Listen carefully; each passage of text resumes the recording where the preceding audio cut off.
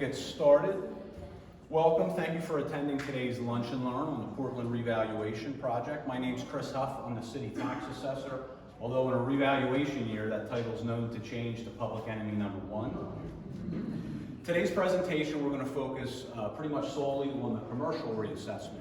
We will have a presentation for residential reassessment. That'll be November 25th at 5 o'clock in this same room.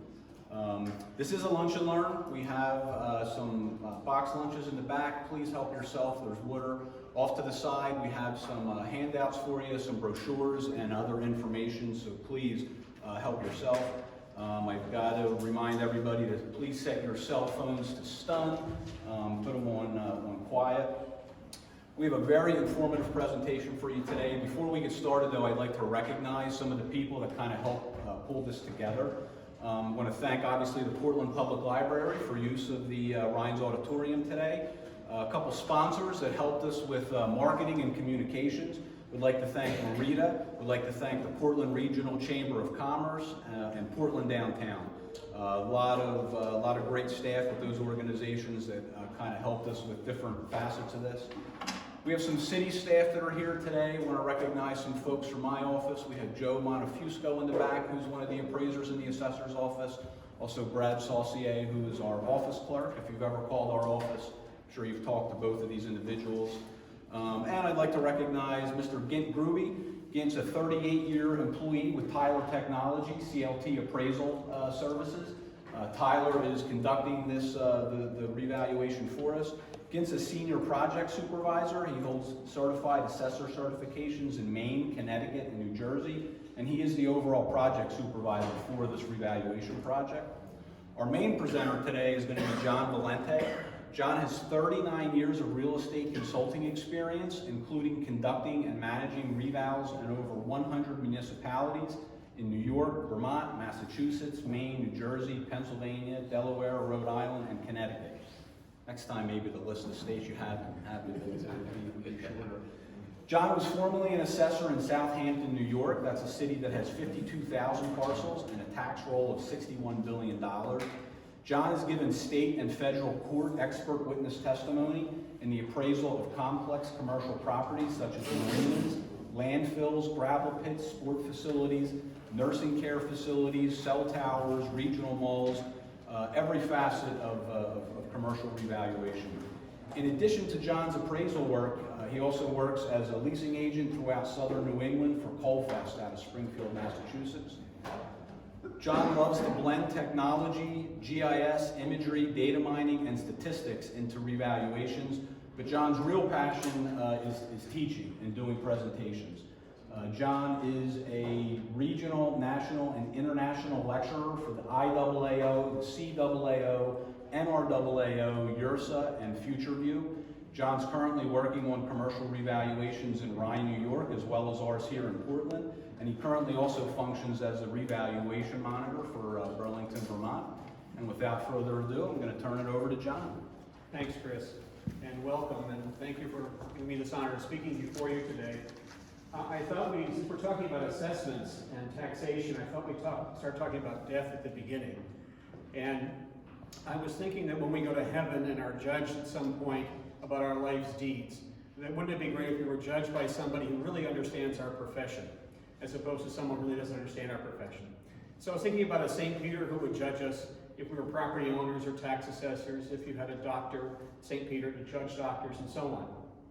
So some of you are commercial property owners, and I was thinking, wouldn't it be interesting for a St. Peter property owner to judge people? So I have in my little scenario here 3 commercial property owners that die and go to heaven. And the first commercial property owner goes up there and he says to St. Peter, I lay my life before you, St. Peter. I've lived for 80 years, and I spent 40 years of my time being a commercial property owner in Portland, Maine. And St. Peter opens up this big book and says, you're right, you've been this incredible commercial property owner, you've owned 25 commercial office buildings in Portland, Maine, and you treated your tenants very well. You had all triple net leases, some of them which were above market leases. You had all your tenants pay their CAM charges fairly. You didn't mistreat any of your tenants. And you paid all your investors back on time. You didn't hold back any money from your investors. And so St. Peter says to the property owner, "You've led a good life, you deserve heaven." And the property owner says to St. Peter, "Well, what's my reward?" And the property owner speaks to St. Peter. St. Peter says, "Well, you get to stay in heaven, and you can do whatever you want. You'll never have to go through a reassessment ever again, and you get a chance to enjoy heaven." The second property owner goes up in front of St. Peter and then recites his life before St. Peter. St. Peter goes back and looks at the book and says, "You've been a great commercial property owner. You've had 40 properties throughout New England. You've had low vacancy rates. You've had triple net leases. You honorably charged people CAM charges, didn't overcharge them. But I notice here you never paid back your investors. You always held back money from them because you kept saying to them in the future at some point in the future, I'm going to pay you back." And you never did. You never paid back your investors. "So I deem you worthy of hell," St. Peter says. And the poor commercial property owner starts to cry and has to go to hell. And he said, "Well, what's going to be my punishment?" "And your punishment is to go through reassessments every year, with assessments going up 4 or 5 times, and you won't be able to challenge any one of them." So that's the second commercial property. Now the third property owner has been listening to this judgment that's been going on between St. Peter and these property owners. The third property owner goes up and is kind of shaking because he was a good commercial property owner, but he never paid back his investors either, so he gets nervous. So St. Peter goes through the whole litany list again. Looks like you're a great commercial property owner. You charge your tenants fairly. You charge triple net leases. Everything was above board. However, I noticed you didn't pay back your investors at all. At all. And so St. Peter says to him, "Well, you have to go to hell. You deserve hell." And just then the property owner starts to cry, and St. Peter has mercy on him and says, "Just give me one good reason. Just one good reason why I should let you go to heaven. You've been this person who never paid back your investors." And the property owner just thought and thought and thought for a period of time and said, I know exactly why I should go to heaven." And St. Peter says to him, "Why?" And the property owner says, "I went through many revaluations. I filled out all the forms the assessors sent to me, and I never challenged my assessments at all." And so St. Peter says, "You can go to heaven." Reassessment has a series of goals, and here in Portland, Maine, the last time the reassessment was done was in 2004. That's in effect 16 years ago because our date of value here is 2020. Our intention really is here to implement new values to all the properties that it's 100% market value as of April 1st, 2020. We have to really try to meet or exceed the Uniform Standards of Professional Practice, which is a code that all appraisers really have to meet. And there's a specific section in that standard that pertains to revaluation. It's section 5 and 6. And we have to meet those standards. We also have to meet or exceed the standards of mass appraisal given to us by the International Association of Assessing Officers. And those are a series of specific statistical tests, which I'll share with you later on today, that we have to meet. So I want to ask you, in terms of market value, why are we here? Why are you some of folks here? What kind of questions are you interested in answering today? Why'd you come, besides the food? Anybody have some questions that they want to have addressed throughout this? Why'd you show up? Yes, why? Just one question. That is, how do you define commercial properties? Do you include apartment buildings and condominiums, or is that in a residential category? I'm going to let Chris answer that question. How do you define it, Chris? 5 units and above would be considered a commercial property. 5 units and above? Correct. 4 units and below would be considered residential. Any other questions that people have before we get going? That you really want to have answered? Burning questions?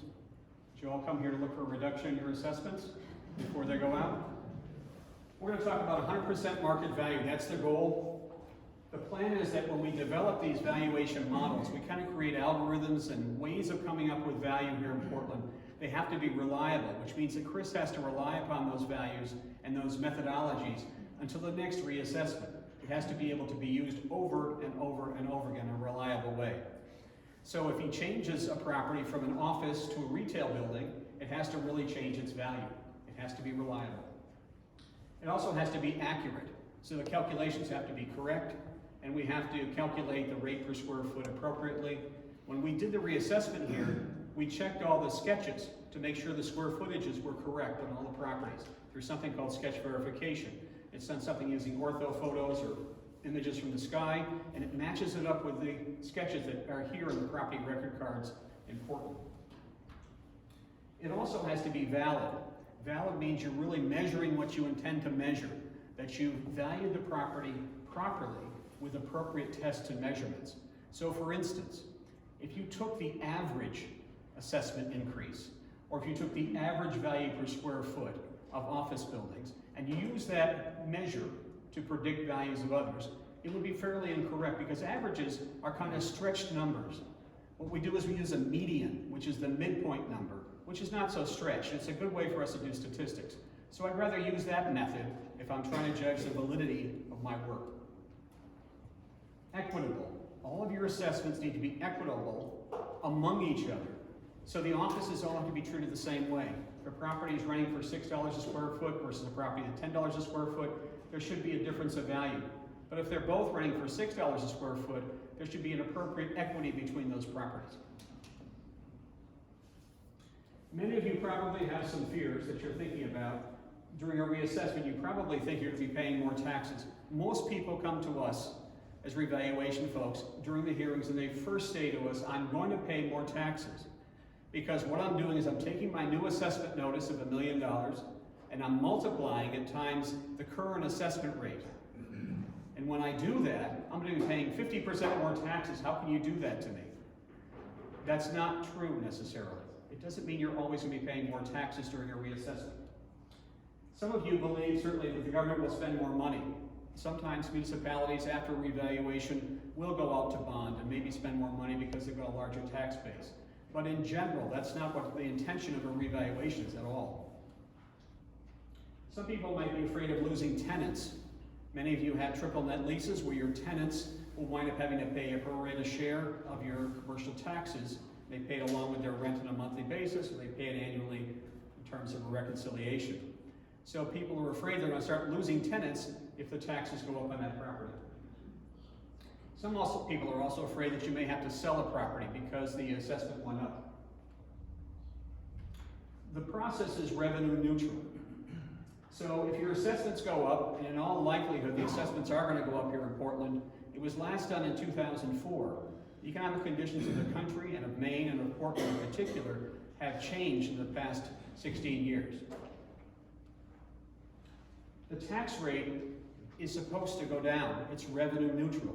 And in particular, if it goes up, let's say your assessments go up by 40% here in Portland for the past 16 years. The tax rate decreases by 40%. There's a causal relationship. It's inverse. So as one goes up, the other one goes down. And that's the way reassessments are designed. What does happen is it's a redistribution of the tax burden. Some properties escalate in value more quickly than others. For instance, pharmacies, CVS, Rite Aid, Walgreens. They may escalate in value far quicker than a retail building, a strip shopping center. So the retail building may have been paying the equal amount of taxes for the same value for the past 14 or 15 years, but the pharmacies have gone up greater in value. What's going to happen during the revaluation, the pharmacies may increase greater in terms of their value, therefore their taxes will go up, but the retail buildings, in essence, will go down in terms of taxes. So it's going to redistribute how the market affects taxes and the rates. There really are three phases of the commercial reassessment process. I alluded to one earlier. There's a sketch verification process to make sure the square footages are correct on all the buildings. That was done between January 2019 to currently October 2019. What we're in the phase of now is to do data analysis and final review. So we're analyzing data like rent rates, cost of construction, land values, neighborhood influence factors, and we are eventually going to be doing a final review of all the values, deciding which values will be applied to each property here in Portland. And that goes on from May of 2019 to April of 2020. Notices are then going to be mailed out, which is the change notice. You're all going to get some sort of notice of change. They'll say your new assessment is this. It may be lower, it may be higher, maybe around the same. In April of 2020. Then you're going to have a chance for an informal hearing. those of you who own commercial properties, a chance to meet with me face to face, and I'll explain to you how we arrive at the value for your particular property. I'll go over with you some sales and comparisons and share with you some rental rate data of the property, and I will probably go over all your income and expense data that you presented to us. Key to the appraisal of any property, whether it's commercial or residential, is the definition of market value. Because remember, our goal is 100% market value for each of the commercial properties here in Portland. USPAP, that standard that we talked about earlier, defines market value as the most probable price. Notice it doesn't say the highest price. There are some states and some legal jurisdictions which interpret market value to be the highest price. That's not the case here. We're judging based upon a USPAP standard of the most probable price. Not the lowest price, not the highest price, the most probable or repetitive price that you would think would happen to the property. It has to happen in a competitive and open market. If you buy a property from your neighbor and it's not listed on the open market, that doesn't meet the definition of market value. There's a property that I was involved in Springfield, Massachusetts, where the owner had a person who owed him money, and he lived next door. He had a commercial property next door. As part of the exchange, the future owner took $100,000 in cash from the seller, but the seller was also relieved of $500,000 worth of debt at the same time. They did this swap of debt back and forth. They have to act prudently and knowledgeably. They have to really think about what they're doing when they're making this decision. It's not affected by undue stimulus. Suppose you had a property that was renting for $5 a square foot on a triple net basis for a period of 30 years, and it's a pharmacy. Someone may buy that lease for 30 years, but they're not really buying the market value of that property. They're buying a discounted rental rate, a cash flow over a period of time. That's the stimulus that affected the value of that property, and that's undue. It's not something that typically happens in transactions. Implicit in the definition, it's always as of a specified date, and we spoke earlier, it's April 1st of 2020. They have to be typically motivated, which means they're typically motivated by money. It doesn't say that, but that's a typical motivation that's unstated here. They're well-informed or well-advised. In Hartford, Connecticut in 2016, Gintz and I conducted a revaluation. There were 6 sales of Class A office buildings that occurred in Hartford during that time. The sales ranged anywhere from $20 million to $100 million selling prices. And when those properties sold, people came in to appeal their assessments. And they said to me they had no knowledge there was a reassessment going on. And we had meetings just like we're having today. And there were things in the newspaper. And I said, well, how come you didn't know there was a reassessment going on? And they said, well, we have some appraisal reports here to share with you. And the appraisal reports supported the $100 million sales and $20 million sales. I looked at the appraisal report, and it mentioned nothing about a reassessment going on. So the person really didn't know. They were not well informed or well advised by the appraiser about the upcoming reassessment. Has to be a reasonable time in the open market, not 1 or 2 days. A reasonable period might be 6 or 12 months to sell a commercial property here in Portland. Payment is always made in terms of cash. I had a residential property that sold with 2 ponies, and the ponies were part of the selling price. That was a requirement of the sale. That's not cash. Unaffected by any special or creative financing. Once again, the date of value is April 1st, 2020. It's the market conditions of that time period. What are properties selling for on April 1st, 2020? It hasn't happened yet, but what we're doing is we're taking historic data and trending it forward or keeping it flat to justify or come to that date of April 1st, 2020. Assessments have to be between 95% and 100% of the median. Remember, it's not the average, it's the midpoint of the assessment as of the date of value. Some key questions you may have is how market values have changed in 16 years. Construction costs in Portland have changed about 52%. It costs 52% more to construct a building in Portland now than it did in 2004. Did properties change consistently? And the answer to that is no, they did not. There have been increases in values of pharmacies, and maybe retail spaces haven't gone up as much, apartments may have gone up more. Properties just don't change consistently. What Gintz and I do as part of a profession is not Shakespearean. We don't write something, set up a value, and it stays that way forever. It's not the way our work is done, and it's not the way any appraiser's work is done. It's as of a specific period of time, and that's just the data value. Will everyone go up or down the same amount?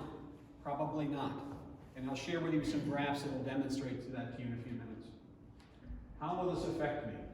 Well, it is going to affect you. You're going to get a notice in the mail. It's going to indicate to you the new change of assessment, and it is going to affect your life in the future for the period of time you own the property, and it will affect the taxes you pay on that property. But the question is, how will it directly affect me? I put a bell curve up here because in most reassessments, it's kind of odd, but in most reassessments, a third of the property values stay around the same, a third of the property values go up, and a third of the property values go down. And that's been a historic trend in reassessments over the years. And then within that, it's the redistribution that occurs between properties that go up more than others. And that's what happens.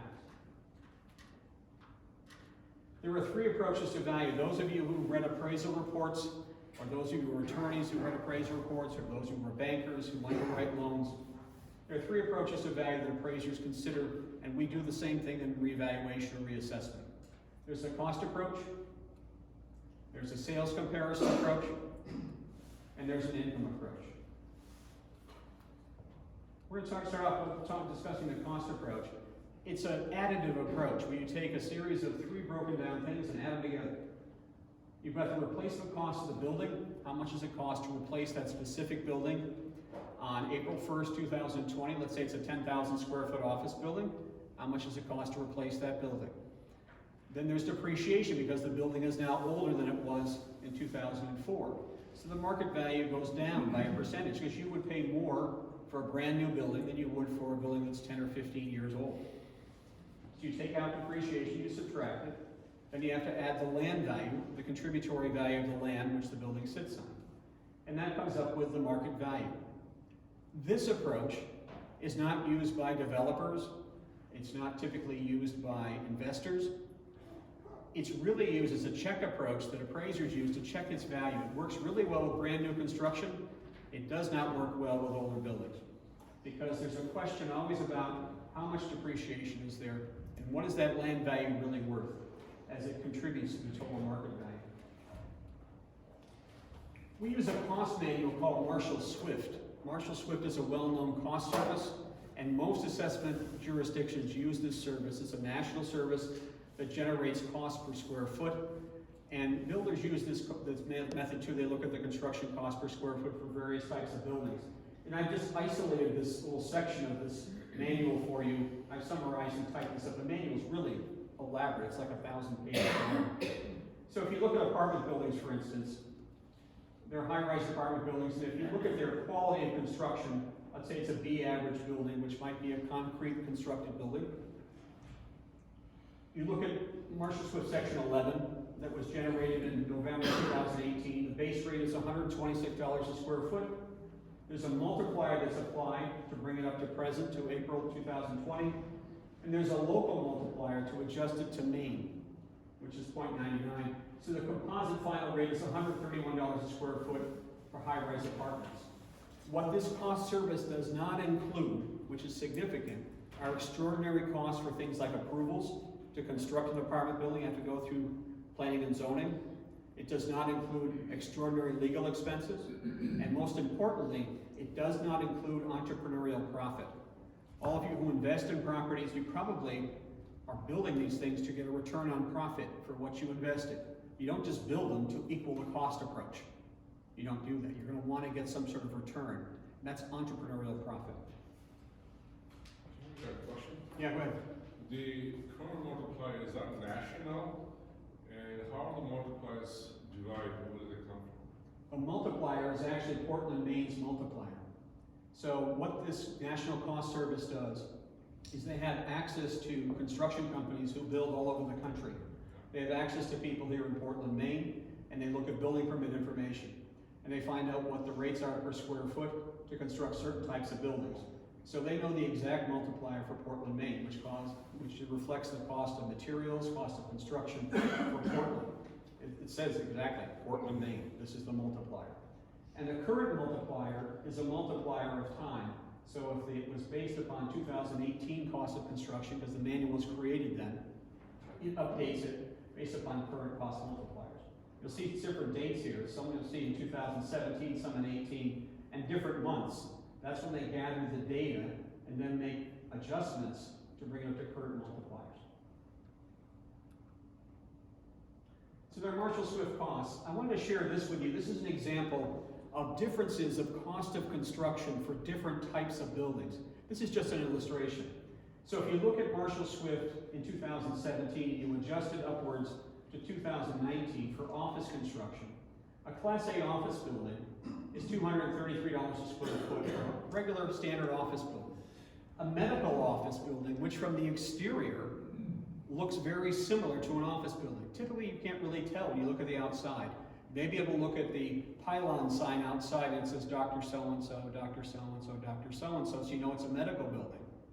But from the outside, you really can't tell. There is a difference, however, in the construction on the inside. There are code requirements for elevator sizes. There's all different sorts of electrical outlets that have to be produced for x-ray machines. So there's some other infrastructure that's put into a medical building. So that's why Marshall has a difference in price from $233 to $256 a square foot, or a differential of about 10%. So just within office classes, there are different types of buildings, and we recognize that. The median is about a 14% difference between a standard office and a medical office. I'm going to take you through a very simple cost approach. You take $263 a square foot times a 10,000 square foot medical building, let's say that's 2.6 million roughly for the building. You take off something for depreciation, let's say 10%, that's 263,000. And then you result in a building value of 2.4 million, 2.367 just for the building. The next thing you have to do is we take our base building value, we have to add the land. Let's say the land's worth $500,000 an acre, and we have a half an acre, and the land's worth $250,000. You add those together to come up with a market value of $2.6 million. That's a simple, basic, standard cost approach. The sales comparison approach that we utilize is really uses a bracketing technique. We don't do a sales adjustment grid, which is, if you read appraisals for houses or for commercial properties, they'll adjust properties back and forth with each other, see which one's better than the other. We don't do that in a reassessment. It would be too costly for us to take all the sales and then adjust it to each one of your properties. There's so many properties here. So we bracket it. We try to see if our values fall in line. So if you look at, this is data here in Portland from 2014 to 2019. And if you look at apartments up here, we had 118 sales. The average acreage was 0.18 of an acre. The average year of construction was 1909. The average square footage was 8,800 square feet. The mean selling price, or average selling price, was $901,000. Sale price per square foot was 108. And this is what I wanted to point out to you. The assessment ratio is 65%. So that means if the property was worth $1 million, if it's sold for $1 million, that means its assessment currently is $650,000. It's that much below. It's roughly 42% below where it should be. The same is true with other types of properties. If you look at motels, they're at 68%, offices at 79%, medical offices at 96%, so they're actually close to the values based upon these sales. And we'll have more and more sales. We keep adding to this list of sales over time. If you look at the bottom, in this sample is 273 sales, and roughly the average or mean selling price is about $2 million. The average rate per square foot is $128 a square foot, and the average assessment ratio is roughly 70%. And that's this is actually a 69% increase in value. This would represent about a 42% increase in value, comparing one to the other. I thought I'd show this to you. Those folks who look at sales of properties on a price per square foot basis, smaller buildings sell for more per square foot than do larger buildings, because there are fewer people that can afford larger buildings. There's an inverse relationship. So the smaller the square footage, the higher the rate per square foot. The larger the square footage, the lower the rate per square foot. And this is an example of typical office building sales. This is a national data study that I have. At the beginning of this chart, rather, you go back to it, at the beginning It's a high rate per square foot. And then it kind of flattens out at the end and you start to get to 100,000 square foot buildings. If you look at medical office buildings, it's the exact opposite. So it starts off at a lower level per square foot, roughly $200, $250, $150 a square foot. But then in the end, as you go up to a higher amount of square footage, it then goes up in value. And the reason for that is that's the area of desire. It's the type of buildings that people want to purchase of medical office in nature. And we look at that kind of data, we're analyzing things here in Portland. This is a scattergram of data here in Portland of the sales that occurred in Portland during that period of time. What it's showing, which is significant, is you have somebody up here who's assessed at this level, and somebody over here is assessed at this level. It's scattered all over this line of normalcy. This is the line. In fact, most of it's scattered down here. And what that really means to all of us, I'm going to show you the stats in a few minutes, that means that higher priced properties in Portland currently are underassessed in relation to lower priced properties. This is a great reason to have a reassessment, to equalize that, so the higher priced properties pay their fair share in relation to lower priced properties. And the stats bear that out. This is the sales ratio testing that I did here when we began the job here in Portland. There are standards that Revaluation wants us to do. I spoke about those earlier. They want us to be between 90 and 110% of value. We're currently at 59% of value, way below what the market should be. The coefficient of dispersion is how far around the median are we. Remember seeing that, those red dots? You're really far away. You're at 25% COD. That price-related differential and this PRB test over at the end really show that we're underassessed for high-priced properties, and for low-priced properties, they're overassessed in relation to each other. So the equity's gone away. The equity that may have been here in 2004 really doesn't exist.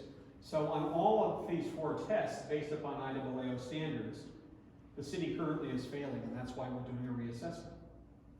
The income approach is probably the most reflected approach to value, because it really represents the actions of buyers and sellers of property that are commercial. They don't really look at the sales comparison approach. They don't really look at the cost approach. I work for a gentleman in Springfield. He's never done the sales comparison approach. He doesn't look at what other properties sell for. He doesn't look at how much it costs to reconstruct that property. He just looks at the cash flow. And he takes that cash flow and he converts it to a value, looking at it for a rate of return. So the income capitalization approach involves the estimation of the present worth of anticipated future benefits. When you buy a commercial property, you're looking for three returns, three things to get back in terms of your investment.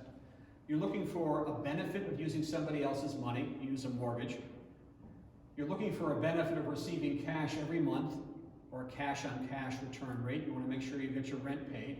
And the last thing you're looking for is a reversionary value, or a future value. Someplace in the future, that property is going to escalate in value.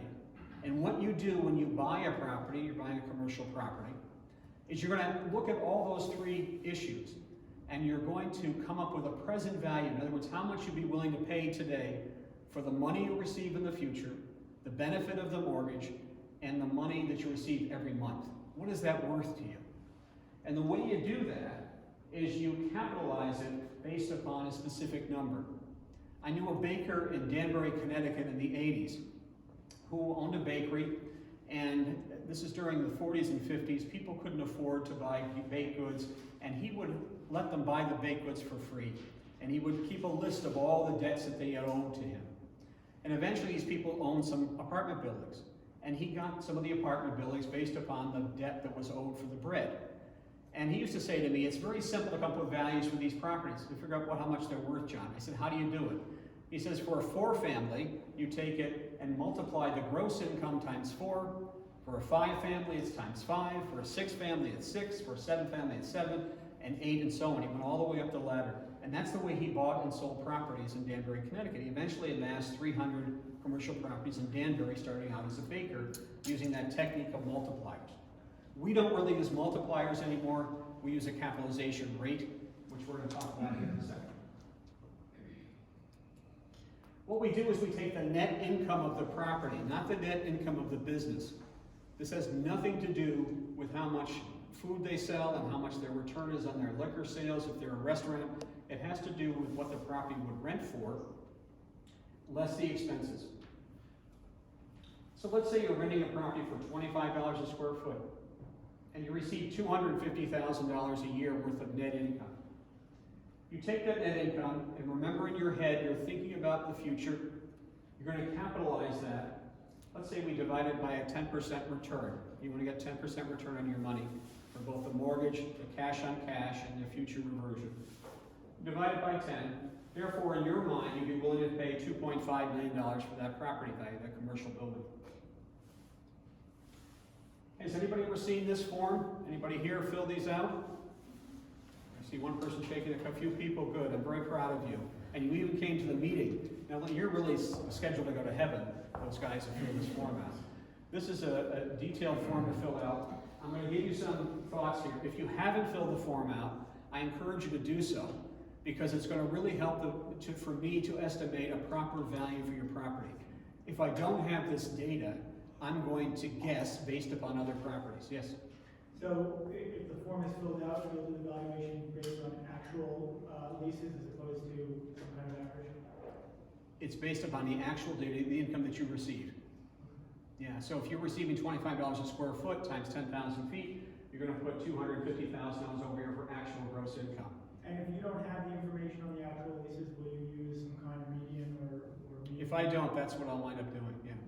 I'll have to use something that's a median or some comparable, look for office buildings that are nearby. And will we have access to know what you are using? Sure. Yeah, you're going to see the rent rate I'm going to apply to each of the buildings in town. And you'll see the expense ratio, and you'll see the vacancy rate that I apply. And you'll see the cap rate.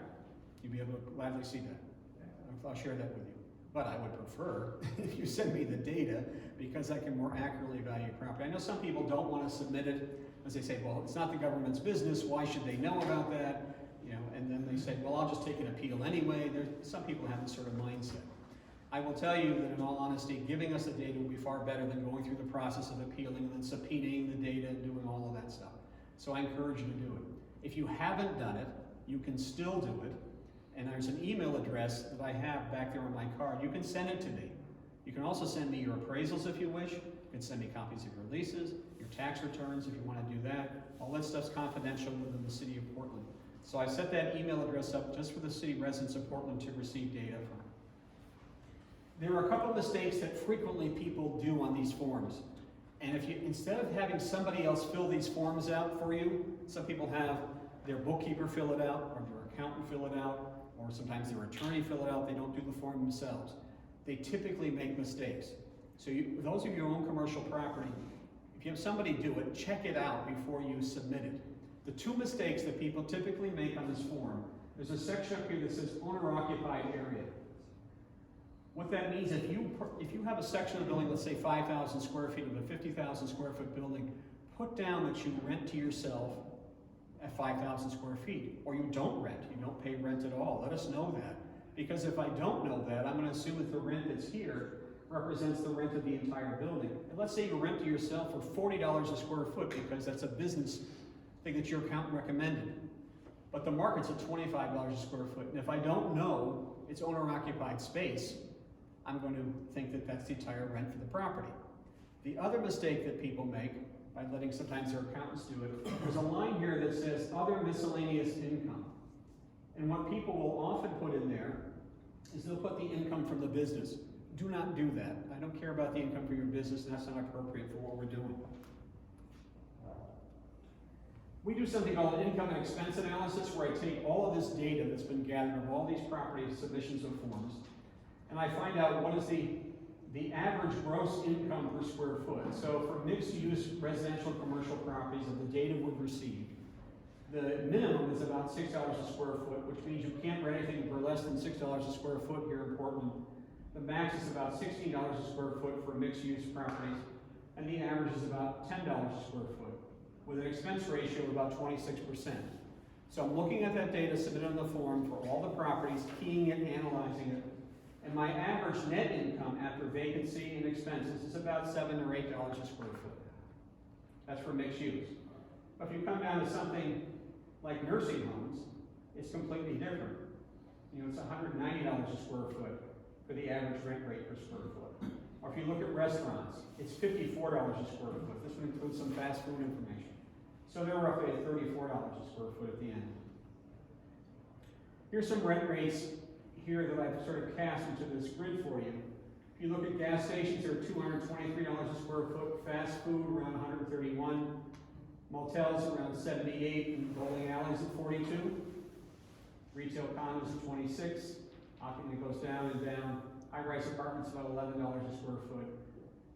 This is kind of interesting data to sort of wrap it up for you in terms of rent rates per square foot. This is the kind of data that we gathered to arrive at value for property. There are different types of lease terms which you certainly consider. There's a triple net lease, which many of you perhaps are using on your office spaces. There's double net, single net, gross leases where the landlord pays for everything. There's a section on the form that talks about that, and if you fill that out, that's helpful for me to know too, because some of the expenses need to be accurately reflected when I come up with the value for the property. Below market or above market leases. There's something called a leasehold interest, and sometimes folks rent for properties for below market lease rates. Sometimes they rent them for above lease rates and a contract rent above market. And that causes a positive and negative leasehold interest. In reassessment, we really don't look at these leasehold interests, and our method really here is to value fee simple. And fee simple reflects the market rates at $25 a foot, for instance, as opposed to $10 a foot for office space. So you go $25 market, the landlord's receiving $25 market, the tenant's paying $25, all is an equilibrium. This represents fee simple interest being appraised. Here's an example of what I do. I'll take the income and expense form data and I'll cast it in a spreadsheet or on a computer camera system, and then show, let's say in this case, the effective income for this property after vacancy is about $692. And notice they did not fill out other property income. They put all their expenses down here, so the net income is about $561,000. Yep, go ahead. What about like leasehold interest versus fee simple? What about when it's tied to land use restriction documents that require a lower rent level? Yeah. So our NOI is therefore lower. Right. So that would be that's how that leasehold interest versus fee simple. That's how it would be reflected in your valuation. You're saying it's required? Yes. Yeah, then I would reflect that. Okay. Yeah, I would certainly consider that. Okay. Yeah. And I'll have to talk to Chris about the laws. What are the laws here in Maine and Portland regarding interest in properties which are like that, what he's talking about? I don't know that there's any particular law that affects that, but it is based on if it's lower. Usually that we see that with TIF. Which we talked with about. TIFs and income restricted housing. Right. Is where we see that. But our practice has always been to use the lower rents received to calculate that. So that answers your question. You have the assessor confirming that. Yes. So what I'm going to do though is I'm noticing up here that they didn't include that other property income. Oftentimes people get reimbursed for things like common area maintenance fees. They get reimbursed for utilities, electricity. I put it back in up here as an income, which really washes it out, so it goes away. Here, they just took the expenses and didn't include the CAM reimbursements. So the actual NOI or net is about $615,000 for the property. There's a relationship between cap rates. When we talk about a 10% cap rate, there are surveys that are done, and there seems to be a pattern between T-bills and cap rates. And the pattern is of about 5 points spread between whatever the T-bill is. It kind of rises and falls roughly at the same level. And this is statistics that people have gathered over time. There are also survey cap rates that you can get that are national, that show different things like you've got hotels here at 9.5 and it drops down over a period of time, and now it's probably around 8.5 or 8%, and you've got other types of properties here. So I have all this data at my disposal to see what the national cap rates are to start off my gathering of data. What's the problem with this data? It's not Portland. It's just national data. And I'll show you what we do to get local data. When I do cap rate development, the market says something different. And I look at coming up with an overall rate. So I've got all this income and expense data, and I also know what properties sell for on a price per square foot basis or on a dollar amount basis. And I simply take the net operating income and divide it by the price per square foot to come up with an overall rate. So my medical office rates, and this is not data important, this is other data I've gathered from another community. It's around 5%. For offices, it's around 6.5% for standard office space. That's how I do it. I prefer to do overall rate calculations as opposed to using standard surveys. And that really helps you because that's what goes on here in Portland. It's not what happened in Washington State, it's not what happened in Idaho, it's not what happened in Chicago or Boston. There happens to be a 38% difference in cap here for medical office versus regular office space. Here's some overall rates I developed here in Portland using that INE data. Retail single occupancy about 14%, medical offices around 12 or 13, condos around 10, those are office condos, and then it drops down here, the downward row type around 6% or so. This data is really helpful to me, and this is the data I use to develop cap rates here in Portland. There are major cap rate components. What we talked about what an investor thinks when they buy a property. They have the mortgage consideration, the equity return, which is that monthly cash on cash that you receive every month, and something called an effective tax rate. Unlike regular appraisals that are done, we do not take taxes out as an expense. And why would we not do that as assessors? You guys have an idea? We don't know what the taxes are going to be. That's why we don't take it out as an expense. The taxes you take out now are based upon the current tax rate. We don't know what the new tax rate's going to be. We don't know how much today, how much the grand list is going to go up. We will know after that. We'll know the tax rate that we set after that. So we don't take taxes out as an expense. We use something called an effective tax rate, which is based upon the sales ratio, based upon the current taxes on the property. That comes up with a cap rate. Those three things added together. There's a simple band of investment where that's done. The mortgage component's over here, roughly 5%. The equity return is around 3%. Total cap rate of 7.75. And here's where we add in the effective tax rate. So our cap rates that you're going to see here in Portland are going to be higher than national averages because those national averages take taxes out as an expense. So our cap rate here is 10% as an example. And the return that this person gets on their cash is roughly 10%. If we flip this and go to a 9.5% cap rate, the return on the cash is less. So as the cap rate goes down, the return goes down. The other stuff remains the same. Oops, I'm sorry. The other stuff, the mortgage remains the same. And so does the effective tax rate. The only thing that changes is the cash rate return. So as this number goes down, this goes down.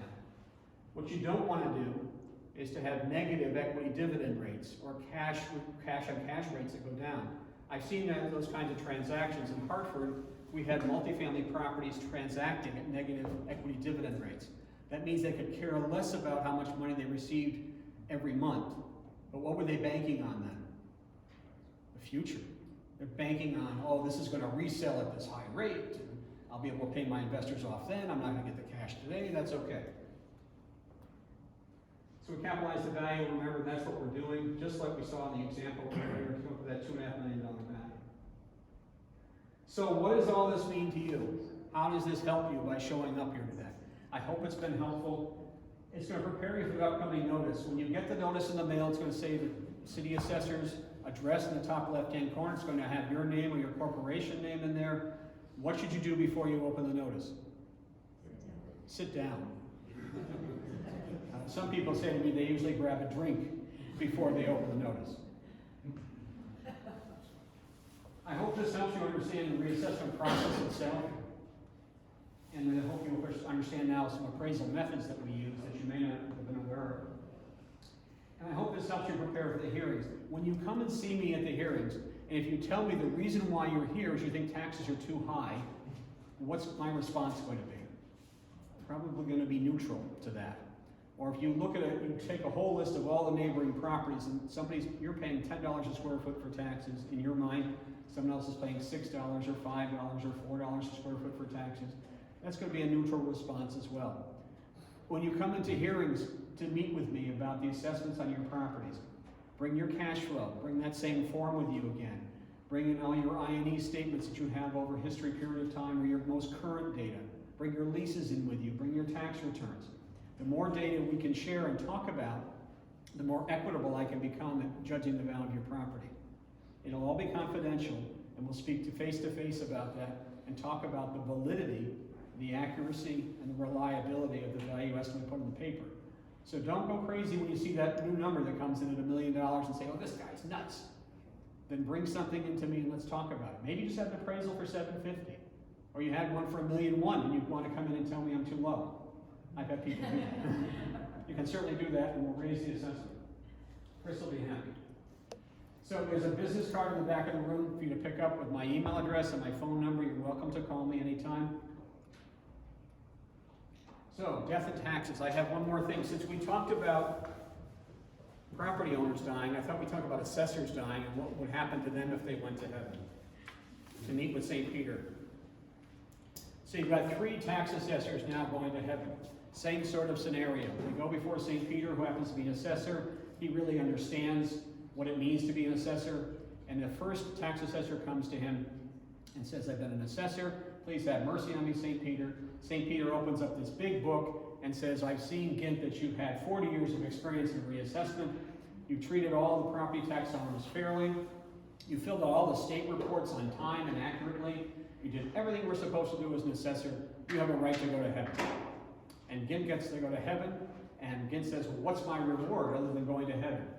And the St. Peter says to him, you'll never have to conduct another reassessment for the rest of your life. And Gint's happy. He skips off to heaven.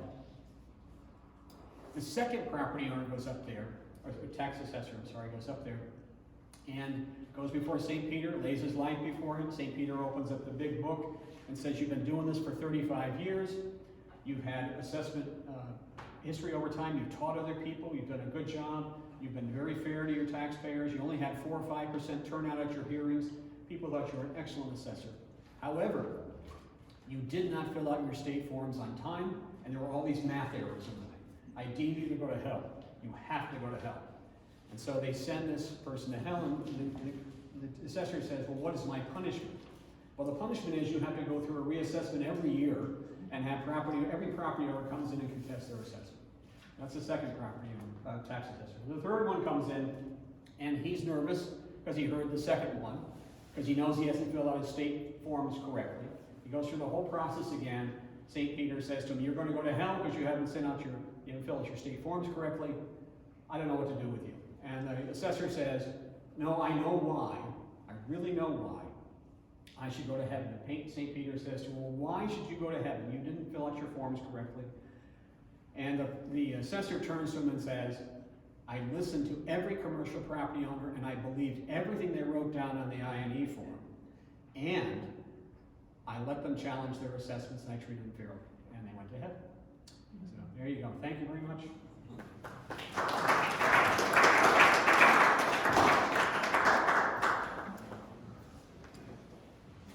Any questions? Those of you who want to stay for questions, I'm glad to have you stay for questions.